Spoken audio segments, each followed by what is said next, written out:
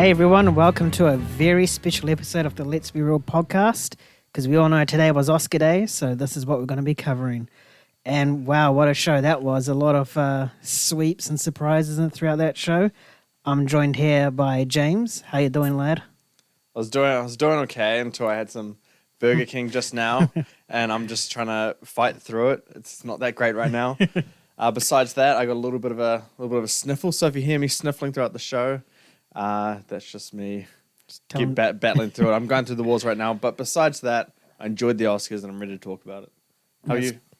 No, I was about to say let's get to it, but yeah. How are you though, man? Yeah, I'm all good. The BK's not killing me, so yeah, you survived. I'm fine. I survived the BK. Don't get a Whopper Junior.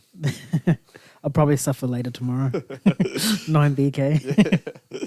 All right, so here on the Let's Be Real podcast, we like to bring you all the latest and greatest news from the entertainment industry, ranging from blockbuster hits to indie flicks. We've got it all covered. And if you're a real movie buff, be sure to check out MovieGainz.com for even more exciting content like box office stats, Oscar predictions, and 4K reviews.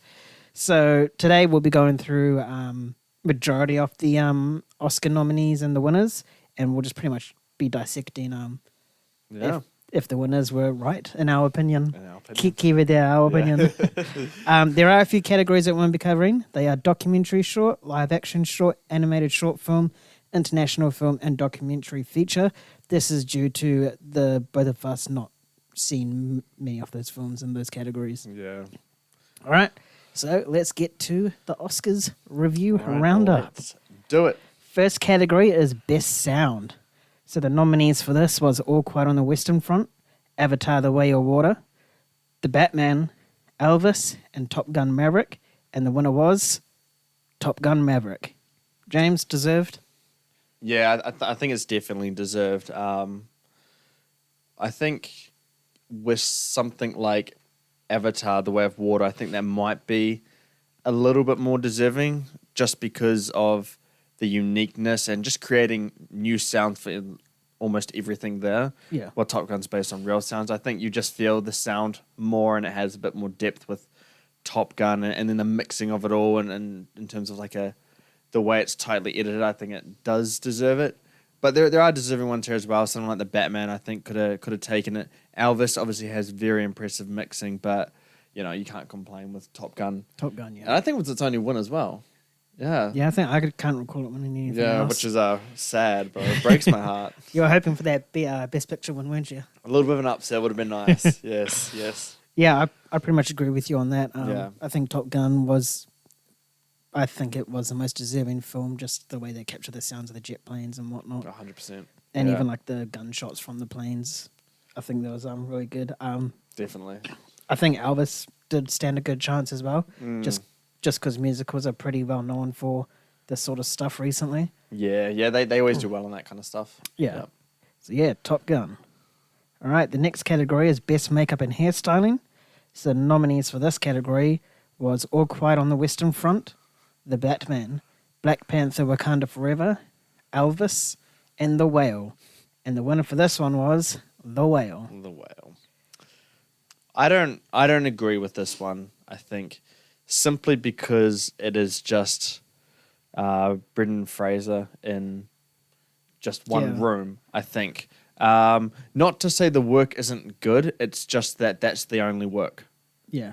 Well, that's like prominent, obviously. I do hairstyling for all the other actors and whatnot, but like, yeah, it's just for that. And I think with everyone else, such as Elvis, you know, he's always got different hairstyles and the makeup's everywhere. It's just like that's got a lot, and it's like kind of more versatile and used differently. I think something like that, where along with the Batman as well, and with All Quiet on the Western Front, you're just getting a lot more and a lot more different characters and different spaces, different lighting needs to capture it and whatnot. So I don't agree with the Whale winning, but what they did with Brendan Fraser, I think it's really impressive and compelling.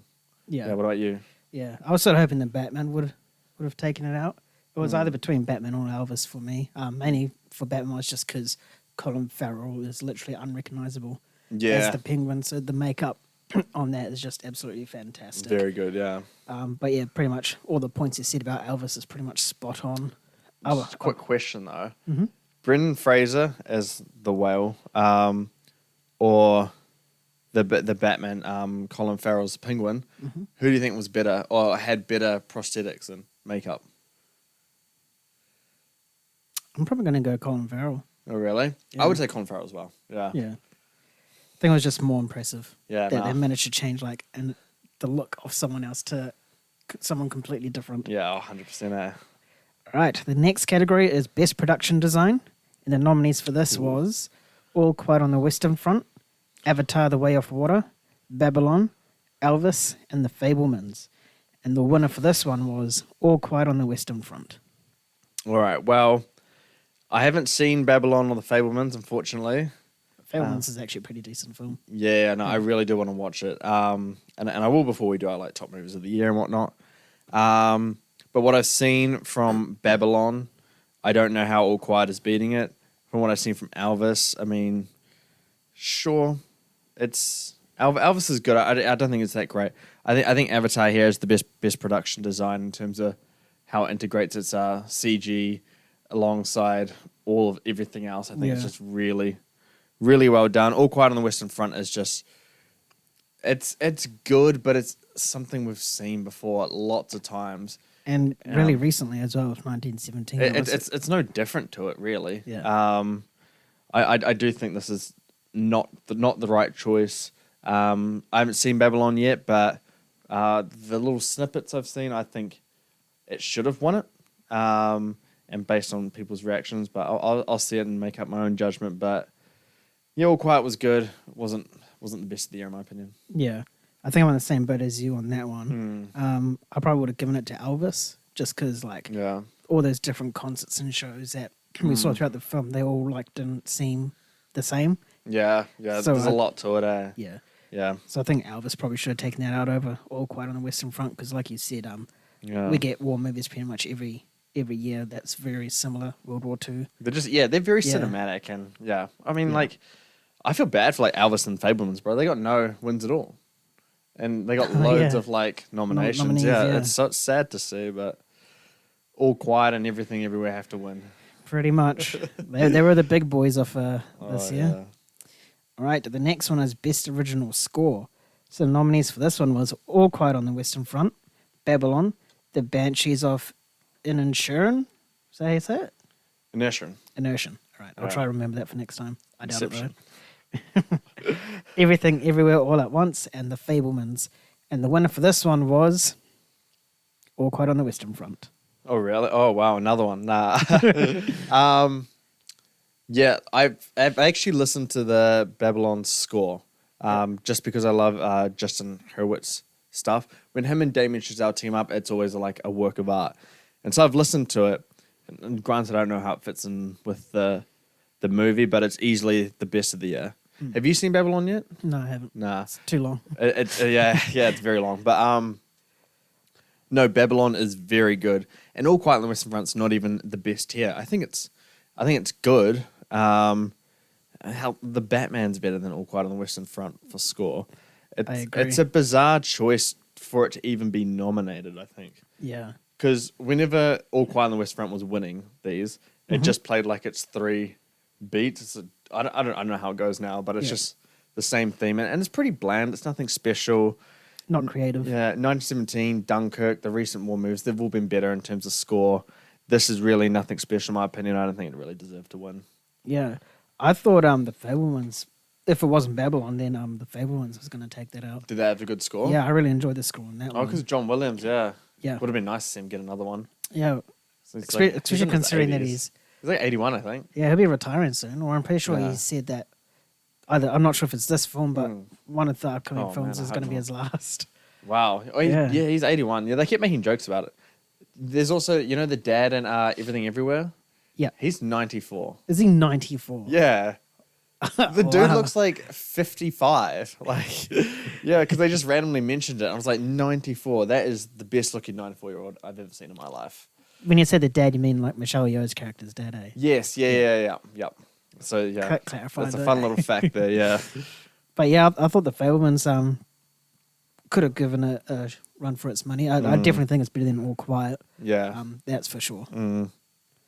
All right. Next one is the best one. Best animated feature. The nominees was I'm not even going to try to attempt to say his first name, so I'm just going to say Del Toro's Pinocchio, Marcel the Shell with Shoes On, Puss in Boots, The Last Wish, The Sea Beast, and Turning Red. And the winner was Pinocchio. Your favorite movie ever, by the way you talk about it.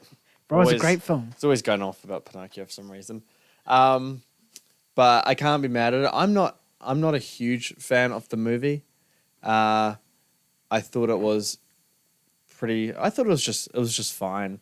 I think the technical side of it, the animation, I think that is a masterful work of art. Yeah. In terms of the animation itself, it is by far one of the best animated things I've ever seen. Just so much effort into every single frame. So as an animated feature, it deserves to win. I'm not mad about it at all. Story it's good, but it didn't blow me away or anything. But I wouldn't want it to beat Puss in Boots: The Last Wish, which is the one that I'm obviously rooting for. Yeah. But I have a soft spot for Puss in Boots, so it would have been nice to see that one, or Marcel would have been equally as fine for me. It's a strong category this year. It is. Yeah. It's nice to see that it's not like pretty much a Pixar or Disney film given it, if you know, like how they just dominate this category. Yeah, none of them are. Except for Turning Red. Turning Red. And that's the weakest of the bunch, yeah. Yeah. I mean, I'm happy. Yeah, I'm happy Pinocchio won. Like, it was probably one of my favorite films of this year. If I had to pick another one, it'd definitely be Puss in Boots, because that film is just god tier. Yeah, it is great. Memes and all. Memes and all. All right, so the next one is Best Original Song. So the nominees for this was Applause, Tell It Like a Woman, Hold My Hand, Top Gun Maverick, Lift Me Up, Black Panther, Wakanda Forever, Natu Natu, Triple R, or RRR. Triple R. And This Is a Life from Everything Everywhere All at Once. And the winner was Natu Natu from Triple R. Oh, this one, I felt like this was a really, really weak year for Best Original Song. None of these have really stuck with me. Maybe Hold My Hand for Top Gun Maverick, just because that's all I'd hear on the radio at work constantly. Yeah. Since they play The Breeze. It's one of the shows. Yeah, and it always played. So it's a good song. Lift Me Up by Rihanna for Black Panther Wakanda Forever. It's a good song. I can't really recall This Is a Life. But I know I'd never heard Natu Natu before the Oscars, and they did like the performance of it. It's a banger of a song. Yeah, so I'm happy with that winning. I've never seen the movie. I'd like to see the movie because I've heard some really interesting stuff about it. But yeah, the song's a banger, so I'm not angry at it at all for winning this one. Yeah. I've never heard of this song before, so Yeah, so I can't really judge on that. give it a listen. I'll see. I really thought either Hold My Hand or Lift Me Up was going to win. I would have probably picked Lift Me Up to win that one. I think that's the one I heard the most since Black Panther released on radio. It's an interesting winner, having an RRR. That's its only nomination. And it won. I think it didn't even get nominated for international film either. So for it just get nominated in one category and win it, I think that's pretty interesting. It's nice to see all these international films starting to come through in their work. You're starting to get recognised on credit now, not based on the country that it starts in. Yeah. Yep. Right. Next category is Best Film Editing. And the nominees are The Banshees of Inisherin. Damn it. Elvis, Everything Everywhere All at Once, Tar, and Top Gun Maverick. And the winner for this was Everything Everywhere All at Once. This is a stupid one, honestly. Top Gun Maverick absolutely deserves the win. I don't think there's much of a debate for this one. I think Everything Everywhere All at Once winning this is part of its sweep and just getting all the Academy voters on one side, and what you can see here, it's just All Quiet or Everything Everywhere. Yeah. But I think Top Gun deserves this one. Like, sure, it's just planes flying around, but to be able to, you know, edit it in such a way that builds such intensity and tension throughout planes flying around, and to be able to, you know, capture like the geographical location of where they are, what they're doing at what time, and the timings of it all. It's all done through editing. With bad editing, that movie comes out pretty poor. It's just one of those movies that relies so heavily on editing to be effective, and that's what makes it masterful in that way. Everything Everywhere, I think it's edited nicely, but like it's not like when you're watching, you're like, wow, that's edited really well. That was something I had with Top Gun. This just reminds me when Dunkirk lost out on editing. I think it won editing, maybe, but it had high competition from something that didn't need to be there, and it's just one of those movies that rely on editing so hard that it should win it. And Everything Everywhere All at Once is not that film. I agree with you on that. I thought Top Gun. Yeah. Sorry, I just put my glass down. I think Top Gun should have won that.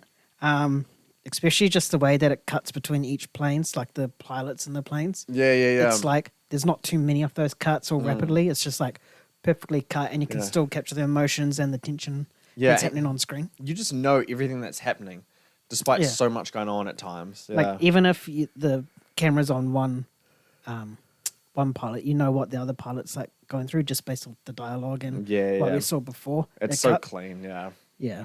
I mean, Everything Everywhere All at Once did have a good editing bit at near the end where it was like cutting between each of the universes. Yeah. To like build up to the final moment. Yeah, no, that was probably the best Yeah. editing in that film, but yeah. I think, with Top Gun, it's like the COVID movie. So they had like 3 years to edit that movie. So that's probably why it's so good. It should win for that alone. That's true. All right. Next category is Best Costume Design. And the nominees for this one was Babylon, Black Panther Wakanda Forever, Elvis, Everything Everywhere All at Once, and Mrs. Harris Goes to Paris. I don't know why I laughed at that. And the winner was Black Panther Wakanda Forever. Oh, everything did not sweep. Mrs. Harris Goes to Paris did not win. Oh, so disappointed. No, Everything Everywhere shouldn't have won this one. It didn't. Why is Black Panther Wakanda Forever winning? Just why? It makes zero sense to me at this point. The costuming? Pardon? Yeah, I mean, like, sure, it's good, but it's no good than no better than like not half the movies. It's in the top percentile for sure, but like Elvis. Yeah, I think like, that Black Panther is definitely a huge upset over Elvis. Yeah, and like the first Black Panther won Best Costume Design, and it's very good. And Wakanda Forever is very good with its costume design, but if you compare Black Panther and Wakanda Forever, like there's not much of a difference. It's just the same thing. Is Black Panther just meant to win this category every time it comes out for doing the exact same thing? Like, the first Black Panther sets cultures and it sets, like, its tribes and it establishes everything within Wakanda and the MCU. This movie does nothing special with its costumes that's different from the last. This is a stupid win. I'm sorry to say it is. I mean, at Elvis, you're capturing a fashion icon there. And 100%. The costume design... Not just from him, but his wife and the manager. It's all just very, very well done. Even Everything Everywhere, through the multiverse and stuff like that. Yeah. It's wildly creative and versatile. It's better than Black Panther Wakanda Forever. But Wakanda Forever deserves a nomination, I guess. But yeah, no, this one annoyed me. Not to win. Yeah, I definitely thought Elvis was going to win this one. I mean, the costuming from Elvis is literally what Elvis would wear. So I scratched my nose. It's definitely, the people are always on a ride whenever they listen to this podcast. Just like, what the hell is going on? There's no moth today, so I think we're winning right now. There's no moth. Wait till it gets dark. But yeah, I thought Elvis was the clear winner here. The costuming the costuming design in that is just absolutely fantastic. Yeah, it's definitely the heavy hitter of this entire category. You're right. I would have had Everything Everywhere All at Once in second over Black Panther as well. Yeah. Just because each universe did not look the same. It was like all different. Mm-hmm. But yep, Black Panther won, so we guess we have to move on. Just suck it up. Yep. Best visual effects, which is pretty much a given, I think, as soon as I read out these nominees. The nominees are All Quiet on the Western Front, Avatar The Way of Water, The Batman, Black Panther Wakanda Forever, and Top Gun Maverick. And the winner is, of course, Avatar The Way of Water. Oh, thought you were going to say Black Panther Wakanda Forever there. Wouldn't be surprised. Sure. I would have ended it all if Black Panther won this. I wouldn't be here talking on this podcast right now. I think if any MCU film wins Best Visual Effects from this current phase, then I would join you on that. I don't know, man. That Little Mermaid teaser came out today. The new trailer that could win it. You never know. Never say never. Oh God, please no. But no, yeah, Black Panther Wakanda Forever obviously did not deserve. I don't even know why it's nominated. And Top Gun Maverick doesn't deserve to be there. It's way too practical for the CGI to be considered. Yeah.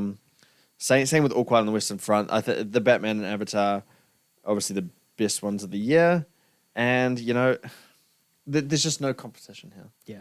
Yeah. There's nothing else to say. Avatar. Yeah. I would have lost my mind if anything else won. I was getting worried for a second as well. So, thank God the Academy still has some integrity, and Avatar: The Way of Water won. Yeah. I mean, if you're a film that releases on the same year as Avatar and you want to compete for visual effects, like, you better just delay your film or push it forward, I guess. But yeah, this was pretty much a given ever since that.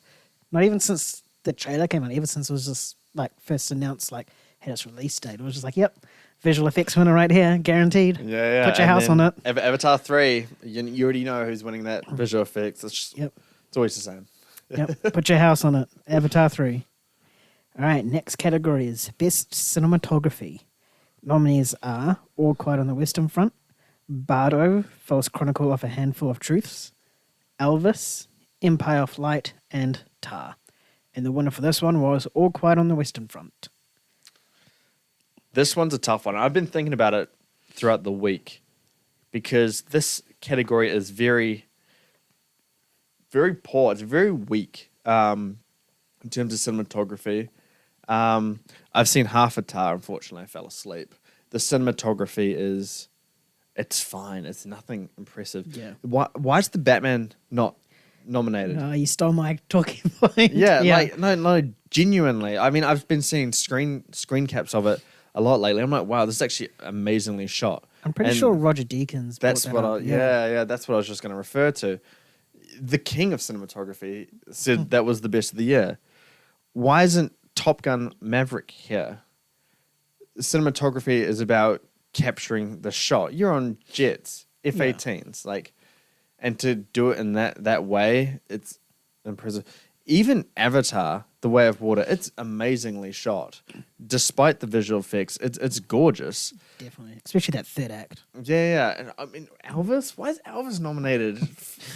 Like, it's fine. All Quiet on the Western Front. It's really good. It's really good. But again, it's just so similar to everything I've seen in terms of those really cinematic, brutal kind of war films. Yeah. And it doesn't hold a candle to 1917. Yeah. There's nothing really interesting about the way this film was shot. It was just pretty much stock standard. At least with 1917, you had, like, you know, the one shot, the one shot, and then you also had, like, the whole, what's it called, silhouette, when it's like burning and I remember that sort one. of stuff. Oh, it's crazy inventive of what it does. Yeah.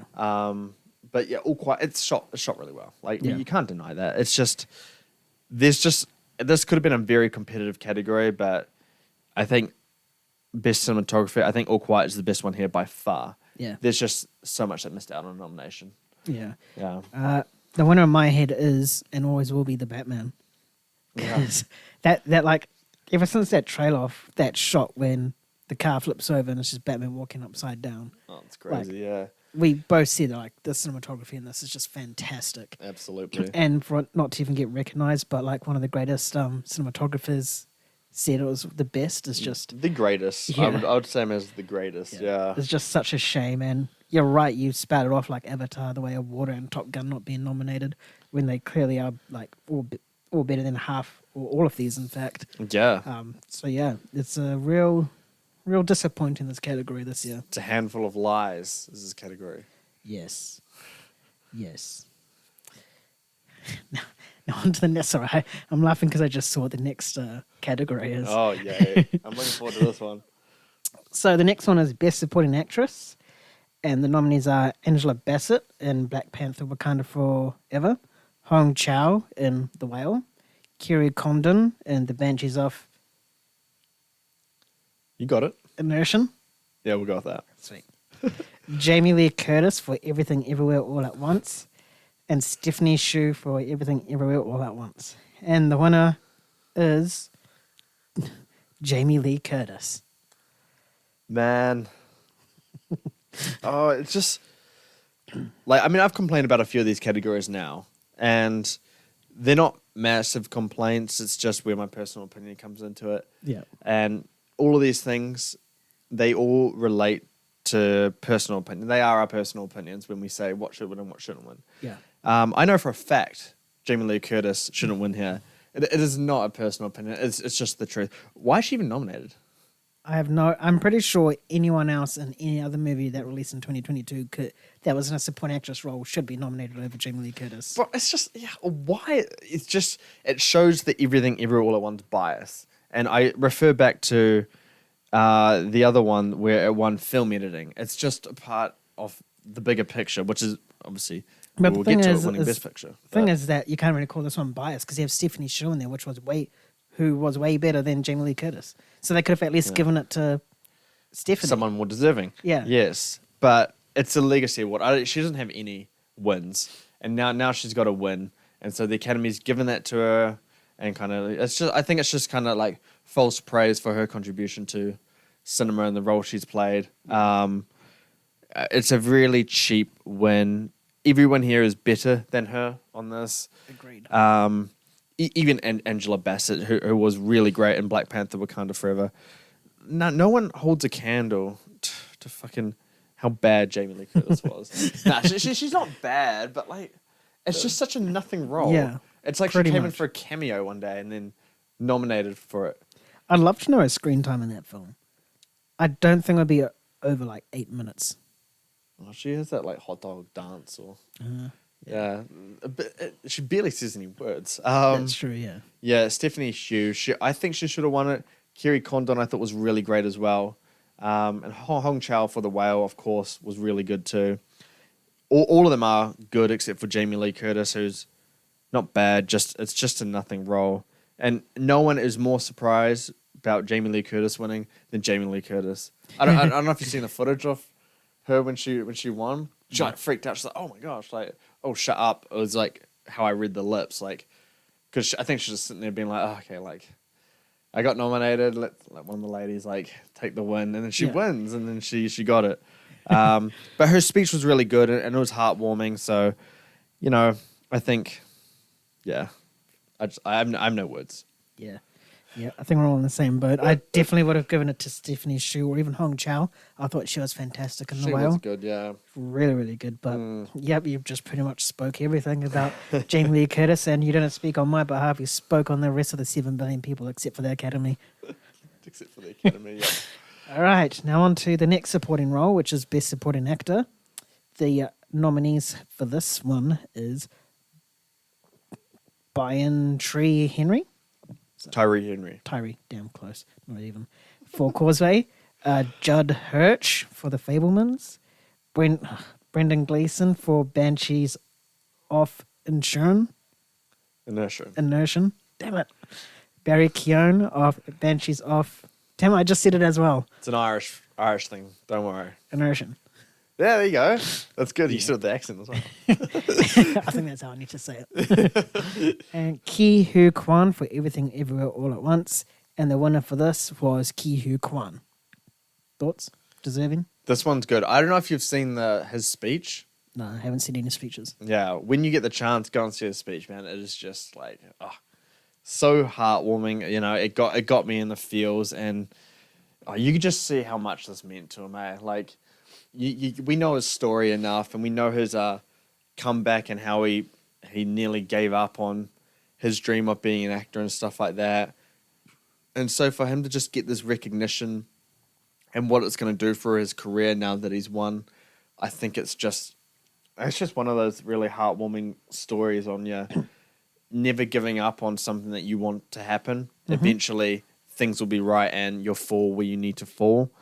And he gave it his all and everything, everywhere, all at once. He's completely deserving of it.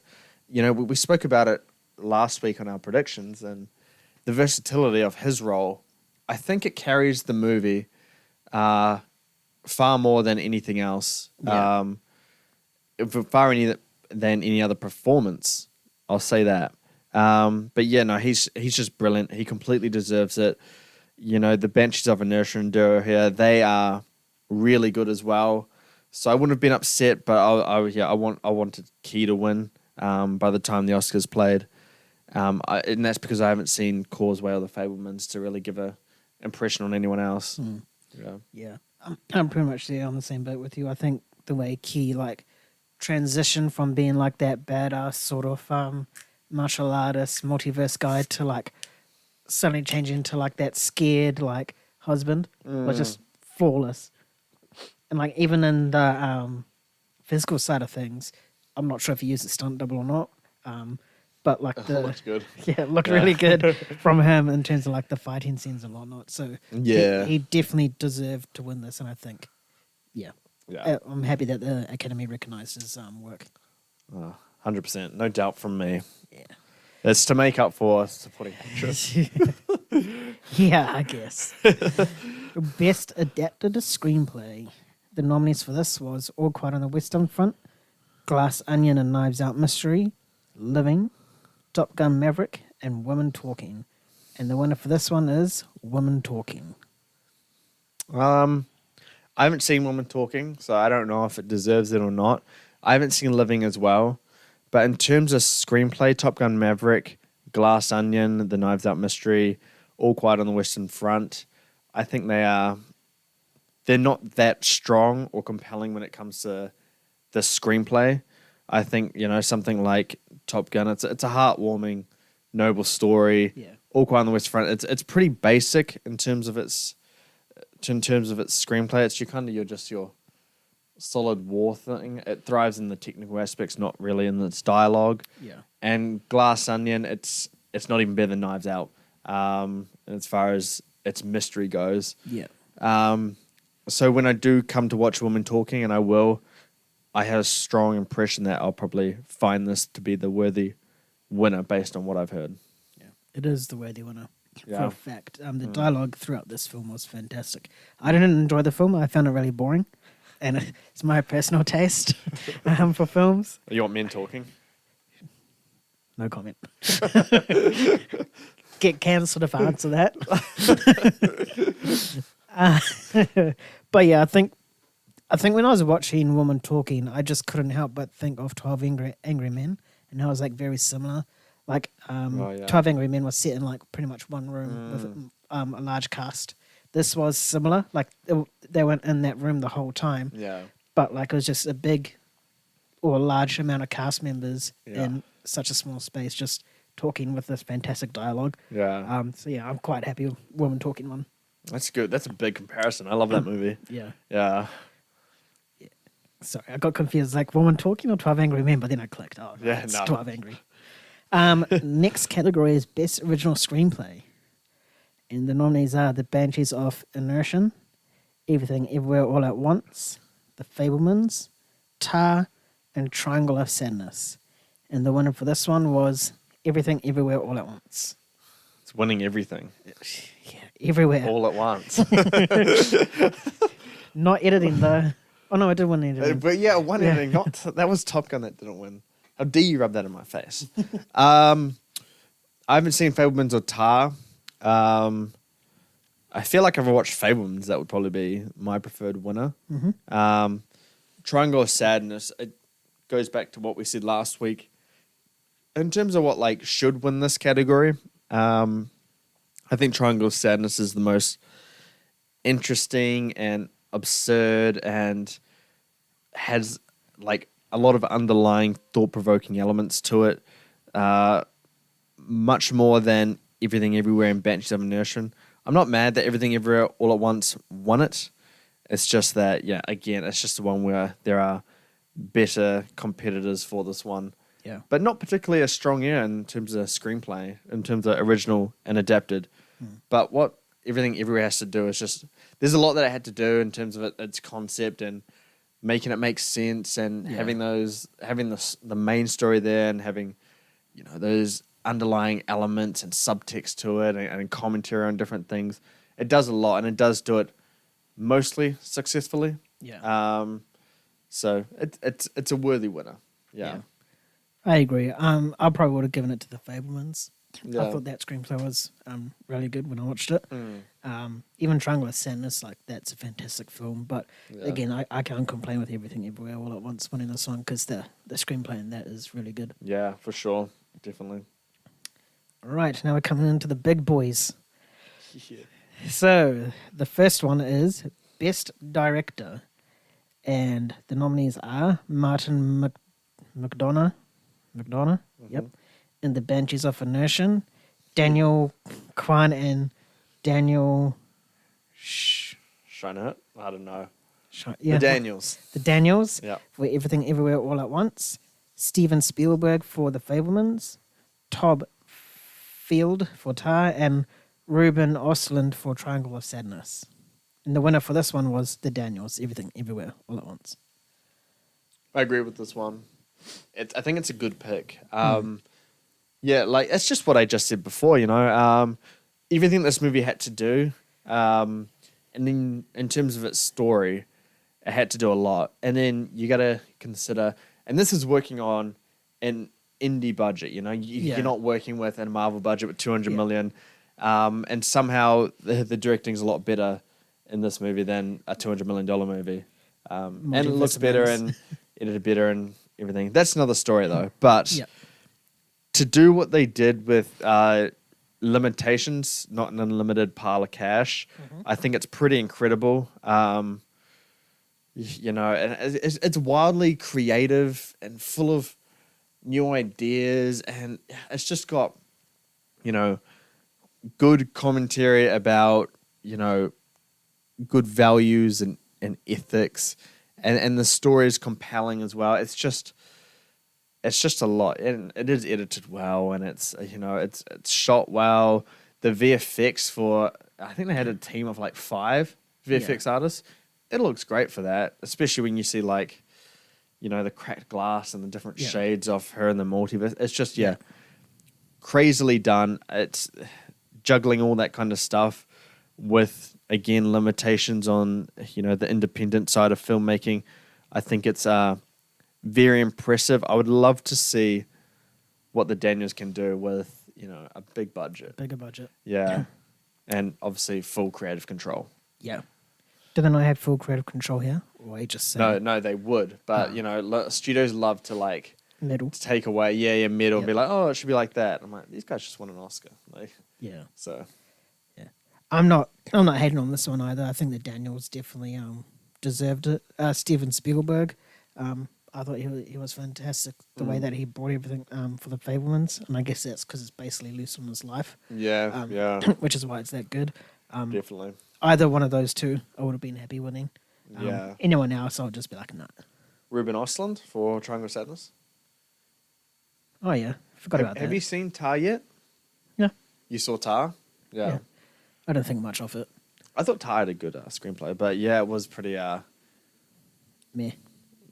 just dull. Yeah. But yeah, the Daniels definitely deserve that one. Yeah.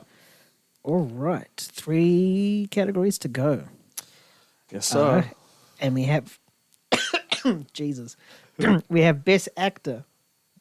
And the nominees are Colin Farrell in Banshees of Inisherin, Austin Butler in Elvis, Brendan Fraser in The Whale, Paul Mescal in Aftersun, and Bill Nighy in Living. And the winner is Brendan Fraser in The Whale. Shit, he won. He did. Yeah. The comeback's alive. The comeback's alive. It was very much like keys moment for Everything Everywhere. Yeah. Both very emotional, both thinking they were out of the industry, and they've come back and they've both won Oscars for a role that they didn't expect. It's just another one that I was very heartwarmed by to see and be emotional and overwhelmed in that moment. I think it's always an incredible story when something like that happens. Yeah. It's always that underdog story for me that kind of like gets me going, I guess. Personal opinion aside, I think he is the second strongest one here. I just think Austin Butler is just a touch better because embodying Elvis is not an easy thing to do, and like the persona that he has, plus the musical talent that he's really singing there, he's moving. The accent as well. It's just all of it coming together for such a massive, triumphant, versatile performance. Yeah. Brendan Fraser is, he's really gut-wrenching in it. He sells it, and it's completely compelling. Yeah. Like, he's very, very strong, and so I'm not mad at all that he won for this one.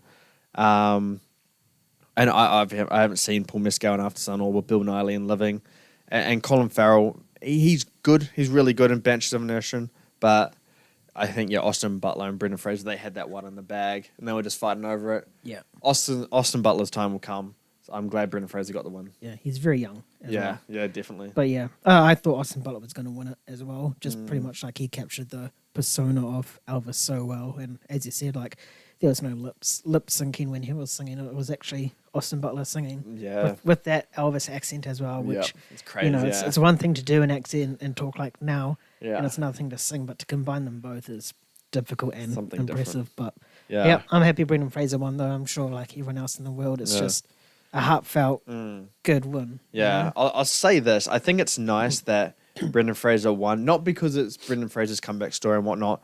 It's that I am starting to notice like a trend with an actor dedicating themselves to like a musical legend. We saw it with Rami Malek, and now we're seeing it with Austin Butler.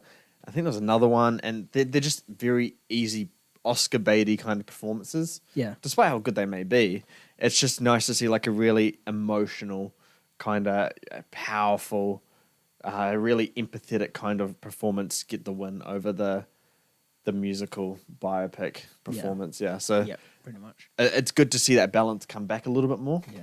The other one you were thinking of was Taron Egerton in Rocketman. That's the one. Yes. Yeah. All right. That's actor. Now to actress. So the nominees for this category was Kate Blanchett in Tar, Ana de Armas in Blonde, Andrea Riseborough in To Leslie, Michelle Williams in The Fableman, and Michelle Yeoh in Everything Everywhere All at Once. And I'm sure you guys get the trend. The winner for this one was Michelle Yeoh for Everything Everywhere All at Once. Yep. It's this one was quite a close category. Andrea Riseborough into Leslie, that got investigated and how it got nominated. Really? Have you heard about that story? No.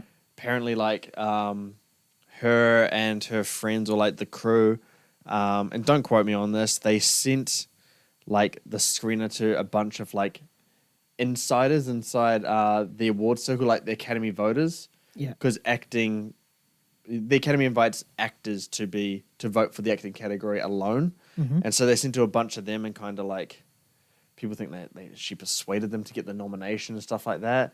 It was just kind of, people felt like it's a dirty way to campaign your own performance in film. So the whole Academy investigated that, and they said, oh, we're not going to do any further like deep dive into this. But I think they're going to be a little bit more stringent in how they allow films to campaign from now on. Yeah. Because that's why you haven't heard of her or you haven't heard of that movie. Am I correct? No. Exactly. No idea. Yeah. It came out of left field for everybody. But Michelle Yeoh and Everything Everywhere All at Once, a very deserving win. And I've only seen her. Wow. Yeah, I've only seen her. I've seen a little bit of Kate Blanchett, who seems pretty incredible so far. Yeah. But not the type of performance that beats the kind of, craziness and ridiculousness of Michelle Yeoh's performance, which is just completely erratic, but has such a soulful center to it. Yeah. That's just, it's really grounded, but like just as silly, and I really loved her performance in it, and you know, I believe she's the first Asian to win the Best Actress thing in 95 years, so that's cool to see. Yeah, she definitely deserved to win that one. She like her emotions throughout the entire film was just fantastic. You know, from super serious to lighthearted to you know, the emotional sadness and stuff. She balanced that very well across every scene she was in. Like 100%. Yeah, it was fantastic. I did enjoy Michelle Williams in The Fabelman. Yeah. If I had to pick a second, it would probably be her or Kate Blanchett. Right, Ana de Armas. Thought you loved her performance.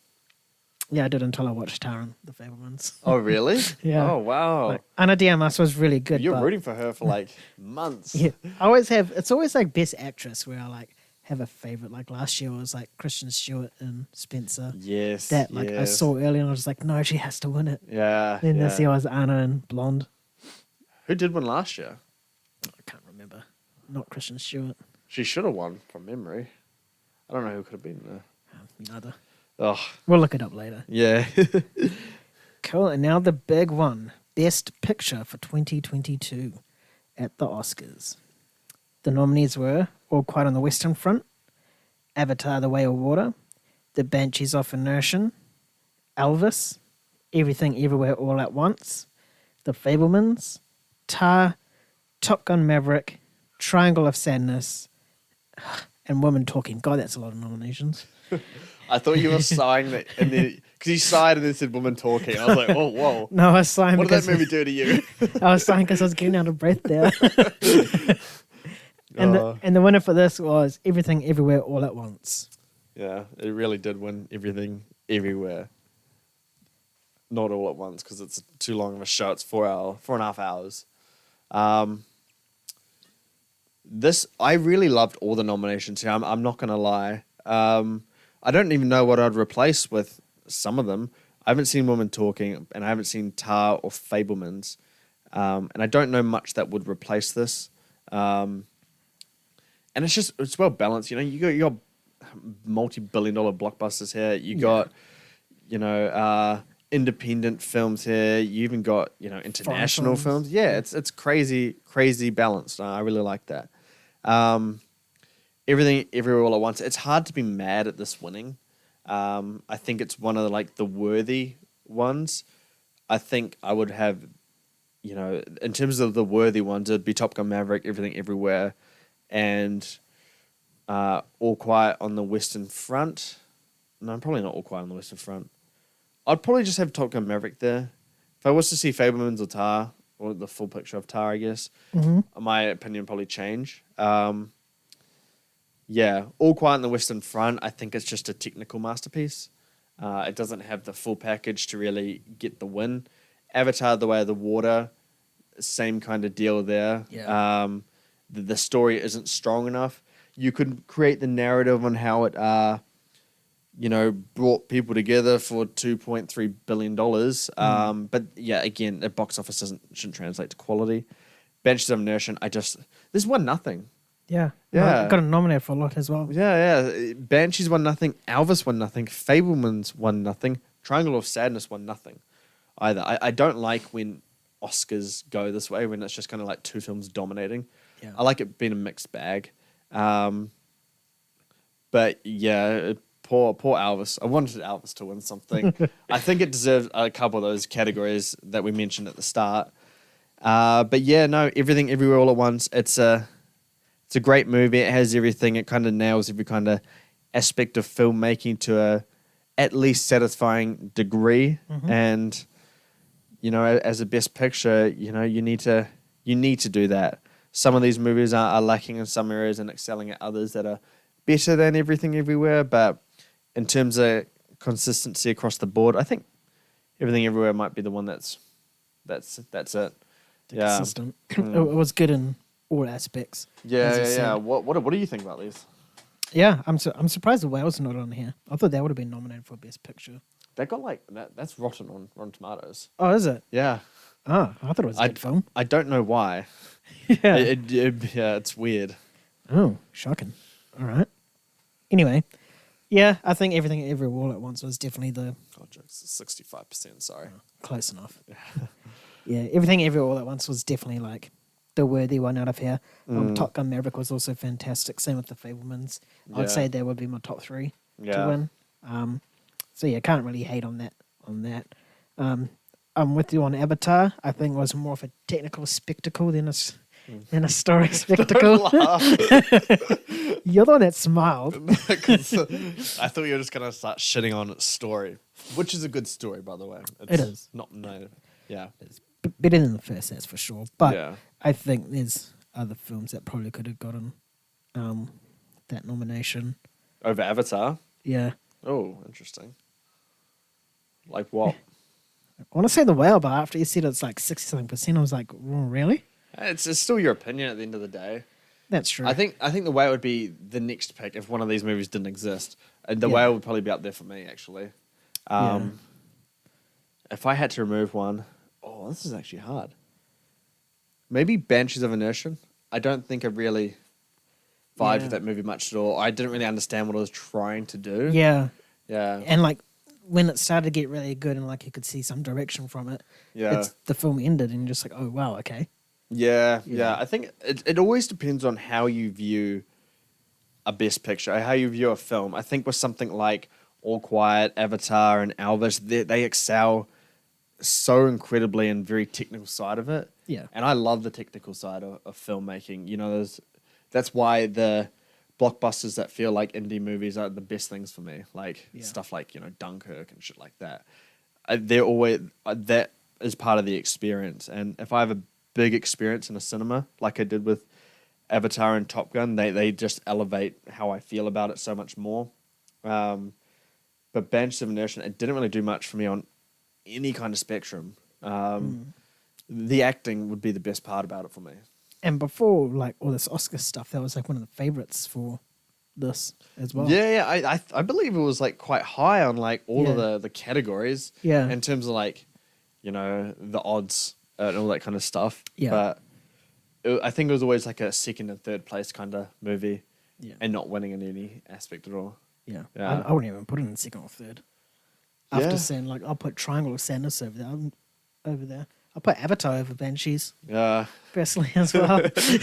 I think Triangle of Sadness, it's had a good run. It had a great run. It did. Yeah. To get Best Picture and Director and Screenplay, bro, I think that's all it got. Those are like three major categories. They are. Yeah. And it's just not one I'd expect to get nominated. Yeah. Sleeper hit of the year. All Quiet, I'd put that as my sleeper hit.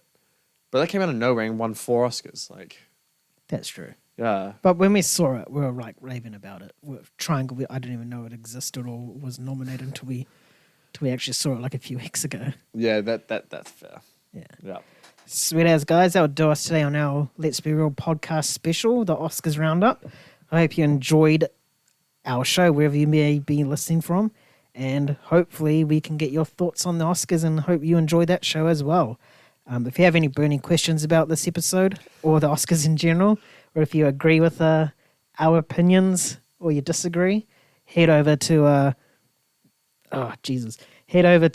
social media platforms, and you can find us on Instagram, Twitter, Facebook, TikTok, and Pinterest. Just flick us a message and we'll respond quite quickly. Or if you're feeling old school, swing by MovieGainz.com and sign up for our newsletter. We've got all the latest box office stats, Oscar predictions, film and 4K reviews, and a whole lot more. And hey, if you love today's episode and want to check out more, head over to Spotify or wherever you get your podcasts from and listen to us on there. Thanks everyone for tuning in today. Catch you on the next episode with MovieGainz. See you later. See you guys.